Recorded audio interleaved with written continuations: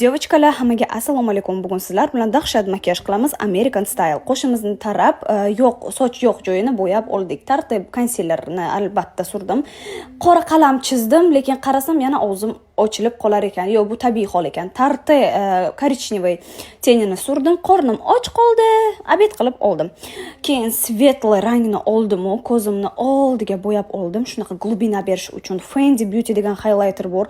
Bu highlighterni ishlatib ko'ringlar, просто sevasizlar. Geliy qalam oldim qora, strelочка chizib, rastушевать qilib oldim. Keyin podvodka bilan ozgina o'tdim. Qorasi yaxshiroq bilinishi uchun puchkovoy resnitsi bilan kiprik qo'ydik. Estee Lauder sivırtka va Tarte konsilerni ishlatdim. Bu havoda tonalka bo'lmaydi. Korreksiya qilamiz. Korreksiyaga ahamiyatli bo'linglar. Bu eng важный narsa makiyajga.